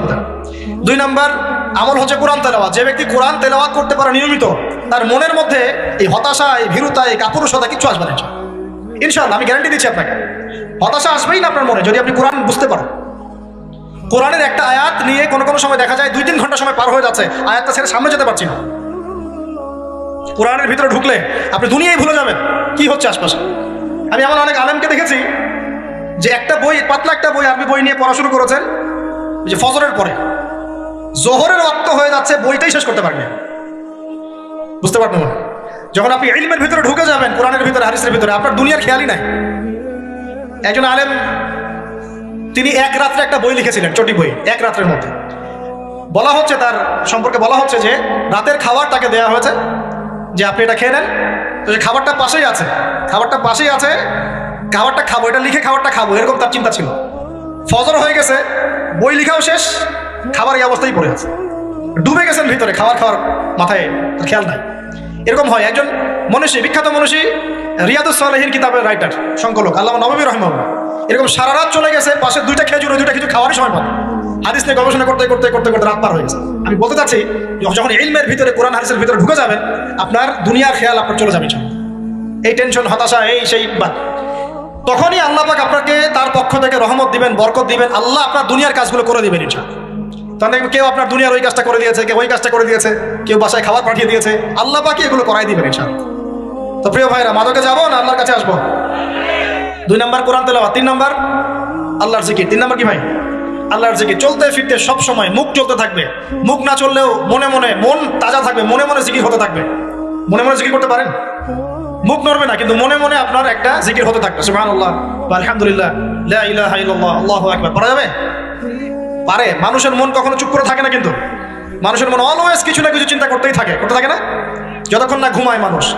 তো প্রিয় ভাইরা, বেশি জিকির করবো, সুবহানাল্লাহ, আলহামদুলিল্লাহ, লা ইলাহা ইল্লাল্লাহ, আল্লাহু আকবার, লা হাওলা ওয়ালা কুওয়াতা ইল্লা বিল্লাহ, এগুলো চলতে থাকবে। আল্লাহ পাক তৌফিক দান করুন। আমরা আমাদের সমাজে যুবকদেরকে এরকম টিকটকে দেখছি, অনলাইনে আসক্ত দেখছি, জেনায় আসক্ত দেখছি, পর্নোগ্রাফিতে আসক্ত দেখছি। আমরা দেখছি আমাদের যুব সমাজকে মাদকে আসক্ত, কিশোর গ্যাংয়ে আসক্ত। এগুলো কি আমাদের কাম্য ছিল ভাই? আমাদের কাম্য ছিল? এই অবস্থায় কি যুব সমাজ আল্লাহ পাকের দিনের পতাকা হাতে নিয়ে আল্লাহর জমিনে দিন কায়েম করতে পারবে কিনা? একটু আমাকে উত্তর দেন দেখি। এখন এই অবস্থায় পারবে? অতএব অবস্থার উন্নতি করতে হবে কিনা? উন্নতির জন্য রাজি আছি কিনা ইনশাআল্লাহ? আমরা চাই কি আল্লাহ পাকের দিনটা আল্লাহর জমিনে প্রতিষ্ঠা লাভ করুক, আল্লাহর দিন সবার ঘরে ঘরে পৌঁছে যাক, আল্লাহ পাকের দিনের যে সৌন্দর্য সবাই সেটাই, এই সৌরভটা সবাই পাক। আমরা চাই কিনা? সমাজে শান্তি প্রতিষ্ঠা হোক, আবার সেই রাসূলের মতো যুগ চলে আসুক, আমরা চাই কিনা? অতএব আমাদের সবাইকে যৌবনের এই প্রলোভনগুলো থেকে বেরিয়ে এসে আল্লাহ পাকের ইবাদতে আত্মনিয়োগ করতে হবে। আল্লাহ পাক আমাদের সবাইকে তৌফিক দান করুন, বলি আমিন। আমাদের সবাইকে আল্লাহ রাব্বুল আলামিন কোরআন এবং হাদিসের গভীর জ্ঞান অর্জন করার তৌফিক দান করুন, বেশি থেকে বেশি ইবাদত করার তৌফিক দান করুন। আল্লাহ পাক সবাইকে হারাম সমস্ত রিজিক থেকে বাঁচিয়ে রাখুন, জেনা, ব্যভিচার এবং নারীর ফিতনা, মাদক থেকে আল্লাহ বাঁচিয়ে রাখুন। আল্লাহ পাক আমাদের সবাইকে হালাল রিজিক, হালাল সম্পর্ক যথেষ্ট করে দিন। আল্লাহ পাক আমাদের সবাইকে যেন দিনের দাওয়াতের মেহনত করার তৌফিক দান করেন। এবং আলেম ওলামার সাথে পরামর্শ করে দিন শেখার এবং বোঝার তৌফিক দান করুন। আর লেকচার শেষ করার আগে দুটো বিষয় বলে শেষ করছি, একটু মনোযোগ দিন। একটা হচ্ছে আমাদের যুবতী দিনী বোনদের জন্য, এখানে বোনরা আছেন না, আছেন কি না, দিনী বোনরা আছেন? একটা নসিহত দিনী বোনদের জন্য আমি একটা নসিহত করতে চাচ্ছি, একটা নসিহত। আমার একটা নসিহত একটু মন দিয়ে শুনুন প্রিয় দিনী বোন। রাসূলুল্লাহ সাল্লাল্লাহু আলাইহি ওয়াসাল্লাম আমাদের দিনী বোনদের জন্য জান্নাতে যাওয়ার একটা ফর্মুলা বলে দিয়েছেন। আমি কি বলবো সেটা? আচ্ছা, রাসূলুল্লাহ সাল্লাল্লাহু আলাইহি ওয়াসাল্লাম বলেছেন আমাদের দিনী বোনেরা, আমাদের মায়েরা, এই নারী জাতি মাত্র 4টা কাজ করলে জান্নাতের যে কোনো দরজা দিয়ে ইচ্ছা প্রবেশ করতে পারবে। খুশি হন নাই? কয়টা কাজ? মাত্র 4টা। এক, যদি আমাদের দিনী বোনেরা 5 ওয়াক্ত নামাজটা ওয়াক্ত মতো পড়ে, আল্লাহ পাক তৌফিক দান করুন, বলি আমিন। 2 নাম্বার, যদি তারা রমাদান মাসের রোজাটাকে ঠিক মতো আদায় করতে পারে। 1 নাম্বার 5 ওয়াক্ত নামাজ ঠিকঠাক আদায় করা, 2 নাম্বার রমজান মাসে সওম রাখা, 3 নাম্বার তাদের লজ্জাস্থানের হেফাজত করা, মানে শরঈ পর্দা মেনটেন করা, শরঈ পর্দা মেনটেন করা। এবং আমি বলে দেই, চেহারাটা আপনাদের পর্দার অন্তর্ভুক্ত। এটা নিয়ে অনেক বাকবিতণ্ডা হয় না সমাজে, চেহারা দেখানো যাবে কি যাবে না ইত্যাদি। চেহারা আপনার পর্দার অন্তর্ভুক্ত বিষয়, ফুল স্টপ। এর উপরে ফতোয়া অনেকভাবে দিচ্ছে, কিন্তু বরেণ্য ওলামায়ে কেরামের কিতাবগুলো ঘাটাঘাটি করেন, তাদের ফতোয়া হচ্ছে চেহারা আপনার পর্দার অন্তর্ভুক্ত বিষয়, চেহারা ঢেকে রাখবেন, আল্লাহ পাক তৌফিক দান করুন। চোখ থাকবে খোলা, ঠিক আছে। 4 নাম্বার, স্বামীর আনুগত্য করতে হবে, স্বামীর আনুগত্য। এই যে আনুগত্য শব্দ শুনলেই মানুষের একটা মানে নেগেটিভ ধারণা তৈরি হতে পারে। স্বামীর আনুগত্য মানে কি আমি তার দাসত্ব করবো? আনুগত্য মানে, প্রিয় দিনী বোন, আনুগত্য মানে দাসত্ব নয়। আনুগত্য মানে কোরআন সুন্নাহর যে বিধানগুলো আপনার স্বামী আপনাকে পালন করতে বলবে, আপনি সেগুলো করবেন, আপনি করতে বাধ্য। কিন্তু স্বামী যদি কোরআন সুন্নাহর বাইরে কিছু করতে বলে, সেটা মানতে আপনি বাধ্য নন। স্বামী যদি আপনাকে বলে যে সুদ খাও, এই যে সুদি এনজিওতে আসো, নাম লেখাও। স্বামী যদি আপনাকে বলে যে আসো বেপরদায় বাইরে যাই, সাজুগুজু করে বের হও, চলো ঘুরে আসো বেপরদায়। স্বামী যদি বলে দেবরকে একটু খাবারটা দিয়ে আসো, আমার অফিসের কলিগ আসছে, খাবার পরিবেশন করো, আসো ডাইনিংয়ে আসো, এই যে হারাম কাজ, বেপরদার আদেশ করছে, সুদের আদেশ করছে, আপনি সেগুলো পালন করবেন। কিন্তু হালাল বৈধ যে কোনো বিষয় আপনি স্বামীর আনুগত্য করবেন, এটা আপনার উপর ফরজ। এই 4টা কাজ যদি আপনি করতে পারেন, জান্নাতের যে কোনো দরজা দিয়ে ইচ্ছা আপনি প্রবেশ করতে পারবেন ইনশাআল্লাহ। আল্লাহ পাক আমাদের দিনী বোনদেরকে এই 4টা কাজ করার তৌফিক দান করুন, আমাদের সবাইকে আল্লাহ পাক জান্নাতের জন্য কবুল করুন, বলি আমিন। আরেকটা বিষয় বলতে চাচ্ছিলাম, সেটা হলো ওই যে প্রথমে বলেছি যে সূরা ইউসুফের সেই সমাধানটা বলবো কি না?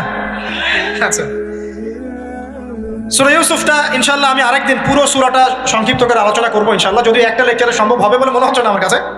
2টা বা 3টা লেকচারে নিয়ে আসবো ইনশাআল্লাহ। তবে আজকে একটা চিজ খালি বলছি, ইউসুফ আলাইহিস সালামের জীবনটা খুবই ট্র্যাজেডিপূর্ণ। নবীর পরিবার থেকে ভাইদের শত্রুতায় ওই যে কূপে চলে গেলেন, কূপ থেকে চলে আসলেন মিশরের বাজারে, সেখান থেকে বিক্রি করে দেওয়া হলো তাকে, রাজা তাকে কিনে নিলেন, তারপরে সেখানে তিনি বড় হতে লাগলেন রাজপ্রাসাদে। তারপরে ওই যে রাজার কি স্ত্রী তাকে জেনার জন্য আহ্বান করেছিল, সেখান থেকে তিনি জেলখানায় চলে গেলেন, আবার জেলখানা থেকে আবার মিশরের খাদ্য মন্ত্রণালয়ের দায়িত্ব পেলেন, তারপরে তিনি মিশরের শাসকের দায়িত্ব পেয়ে গেছেন, তাই তো? আচ্ছা, এর মধ্যে একটা জায়গা খালি বলবো আজকে। টপিকটা কি দিবা তোমরা? টপিকটা হচ্ছে চলমান বৈশ্বিক অর্থনৈতিক সংকটে ইউসুফ আলাইহিস সালামের সমাধান। মনে থাকবে? চলমান এই বৈশ্বিক অর্থনৈতিক সংকটে ইউসুফ আলাইহিস সালামের সমাধান কি ছিল? ইউসুফ আলাইহিস সালাম জেলখানায়, কোথায় বলেন তো? জেলখানায়। তখন 2জন ব্যক্তি তাকে বলছে, ইউসুফ আমরা 2জন দুটো স্বপ্ন দেখেছি, তুমি কি স্বপ্নের ব্যাখ্যা দিতে পারবে? আমরা তোমাকে সত্যবাদী বলে মনে করি। ইউসুফ আলাইহিস সালাম বলছেন, খাবার আসার আগেই তোমাদেরকে স্বপ্নের ব্যাখ্যা দিন। একজন বলছে, আমি দেখলাম আমার মাথায় রুটি রাখা আছে আর পাখি এসে রুটির থেকে খেয়ে ফেলছে। আমার কথা বুঝতে পারছেন কিনা ভাই? আচ্ছা, 2 নাম্বার, দ্বিতীয় ব্যক্তি বলছে, আমি দেখলাম আমি শরাব পান করাচ্ছি আমার মনিবকে। কথা বুঝতে পারছেন? এখন ইউসুফ আলাইহিস সালাম বলছেন, তুমি যে শরাব পান করাচ্ছ মনিবকে, তোমাকে অতি সত্বর মুক্তি দেওয়া হবে ইনশাআল্লাহ। আর যার মাথার উপর থেকে রুটি খেয়ে নেওয়া হচ্ছে তাকে শুলদণ্ড দেওয়া হবে, মৃত্যুদণ্ড দেওয়া হবে। কি বললেন? একজনকে দেওয়া হবে মৃত্যুদণ্ড, একজন কি হবে? ছাড়া পাবে। আর যাকে মনে হলো যে ছাড়া পাবে, ইউসুফ আলাইহিস সালাম বললেন, তুমি যখন ছাড়া পাবে তোমার মনিবের কাছে, মালিকের কাছে আমার কথা বলো, আমার কথা আলোচনা করো। কিন্তু শয়তান তাকে ভুলিয়ে দিল, সে আর কথা বলতে পারলো। আরো কয়েক বছর চলে গেল, ইউসুফ আলাইহিস সালাম তখনও জেলেই আছে। একদিন এই রাজা স্বপ্ন দেখলেন। কি স্বপ্ন দেখলেন? যে 7টা পাতলা পাতলা গাভী, মোটা মোটা 7টা গাভীকে খেয়ে ফেলছে। 7টা কি গাভী? জীর্ণ শীর্ণ গাভী 7টা মোটা তাজা গাভীকে খেয়ে ফেলছে। আর দেখলেন 7টা সবুজ শীষ, শীষ বোঝেন কিনা? এই ধানের শীষ না, আবার সবুজ শীষ। আর দেখছেন এই যে শীষ মরে গেলে যেমন দেখায় না একটা রং, এরকম শীষ। এখন রাজা খুব চিন্তিত হয়ে পড়লেন যে আসলে এই স্বপ্নের কি ব্যাখ্যা। তিনি সবাইকে ডেকে বললেন, স্বপ্নের ব্যাখ্যা কি তোমরা জানো? তখন রাজ্য পরিষদের এই যে এমপি মন্ত্রী যারা আছে তারা বলছেন, না এটা কি স্বপ্ন, আর আহলাম, এটা একটা বাজে স্বপ্ন, উদ্ভট স্বপ্ন, আমরা এটার মানে জানি না। আমরা হলো তাই তো বলতাম নাকি ভাই? কিন্তু ওই ব্যক্তি স্মরণ হয়ে গেল যে ছাড়া পেয়েছে, আরে ইউসুফ তো স্বপ্নের ব্যাখ্যা দিতে পারে। দৌড়ে গেলেন তিনি জেলখানায়। ইউসুফ আইয়ুহা সিদ্দিক, হে সত্যবাদী নবী ইউসুফ, আমাকে কি এই স্বপ্নের ব্যাখ্যা বলতে পারবেন? 7টা জীর্ণ শীর্ণ গাভী, 7টা মোটা তাজা গাভীকে খেয়ে ফেলছে। ইউসুফ আলাইহিস সালাম এই স্বপ্ন শুনে বললেন, ইউসুফ আলাইহিস সালাম শুধু স্বপ্নের ব্যাখ্যাই দিলেন না, বরং এই স্বপ্ন যে সত্য এটা তিনি বিশ্বাসও করলেন। এই স্বপ্ন একটা সমস্যাকে নির্দেশ করছে এটাও বুঝে ফেললেন। এই সমস্যার সমাধানও তিনি দিয়ে দিলেন। বলেন সুবহানাল্লাহ। আমার কথা বলছেন, ইউসুফ আলাইহিস সালাম স্বপ্নের ব্যাখ্যা দিচ্ছেন না, বরং স্বপ্নটা যে সত্য তিনি মেনে নিচ্ছেন এবং এই স্বপ্নের ফলে একটা সামনে খারাপ সময় আসতে যাচ্ছে এটা তিনি বিশ্বাস করছেন এবং এর সমাধান তিনি জাতিকে দিচ্ছেন। ইউসুফ আলাইহিস সালাম বলছেন, তোমাদের সামনে 7 বছর দুর্ভিক্ষ হবে। কি হবে বলেন? 7 বছর। সারা বিশ্বের অর্থনৈতিক প্রেক্ষাপটে একটু বিবেচনা করেন তো, যে আমরা একটা খারাপ সময়ের দিকে যাচ্ছি না আস্তে আস্তে, এবং নীরব একটা দুর্ভিক্ষ সারা ওয়ার্ল্ডে চলছে না? করোনার সময় ছিল, ওই সময় একটা সমস্যা ছিল, ইউক্রেন রাশিয়ার ইস্যু ছিল, আরো অনেক ইস্যু আছে, শুধু এগুলো ইস্যু নয়, অপচয় ইস্যু আছে, দুর্নীতি ইস্যু আছে, জুলুম আছে, তারপরে যে পারমাণবিক এই ক্ষেত্রগুলো আছে, বড় বড় পরাশক্তিদের চাপ আছে, অনেক ব্যাপার আছে, রিজার্ভ কমেছে, অনেক বিষয় আছে। সারা বিশ্ব একটা অর্থনৈতিক মন্দা দেখছে কিনা? ইউসুফ আলাইহিস সালাম বললেন, 7 বছর তোমাদের এখানে প্রচুর ফসল ফলবে। এটা 7টা সবুজ শীষ, প্রচুর ফসল ফলবে তোমাদের এই অঞ্চলের মধ্যে। তোমরা একটা কাজ করো, তোমরা ওই 7 বছরের ফসলের যতটুকু অংশ তোমাদের না খেলে নয়, অতটুকু দিয়ে তোমরা তোমাদের জনগণের চাহিদা পূরণ করো, আর বেশি অংশটাকে রিজার্ভ করে রেখে দিও। আমার কথা বুঝতে পারছেন? ইউসুফ আলাইহিস সালাম বলছেন না যে স্বপ্নটা সত্য, তিনি সমাধান দিচ্ছেন উল্টা। এটা তো হবে সামনে, স্বপ্ন সত্য মিথ্যা তো দূরের কথা, এটা সামনে হতে যাচ্ছে। 7 বছর তোমরা প্রচুর ফসল ফলাবে, এই ফসলের একটা বড় অংশ রিজার্ভ করে রেখে দিও, আর বাকি অংশটা দিয়ে তোমরা জনগণের চাহিদা পূরণ করো। মানে অপচয় করা যাবে না, যাবে কোনো সম্পদ অপচয় করা যাবে। এরপর তোমাদের সামনে আসবে 7টা বছর দুর্ভিক্ষের বছর, আকাশ বৃষ্টি বন্ধ করে দেবে। আকাশ কি করবে? বৃষ্টি বন্ধ করে দেবে। তার মানে ওই 7 বছর আমরা কিভাবে চলবো তাহলে? এই যে রিজার্ভ করেছি, এই রিজার্ভ বা সঞ্চিত সম্পত্তি আমরা 7 বছর চলবো। এরপরে আল্লাহ রাব্বুল আলামিন 8ম বছরে আকাশ থেকে বৃষ্টি বর্ষণ করবেন, আবার ফসল ফলবে। কথা কি বুঝতে পারছেন? এই ব্যাখ্যা অন্যরা দিতে পারলো না, ইউসুফ আলাইহিস সালাম দিতে পারলেন। এই ব্যক্তি দৌড়ে গিয়ে রাজাকে বলল, এই হলো স্বপ্নের ব্যাখ্যা। রাজা ইউসুফ এই স্বপ্নের ব্যাখ্যা দিয়েছেন। রাজা কত বিচক্ষণ ছিলেন, রাজা সত্য মিথ্যা চিনতেন। তিনি বুঝতেন যে আসলে এই সত্য কাকে বলে, মিথ্যা কাকে বলে।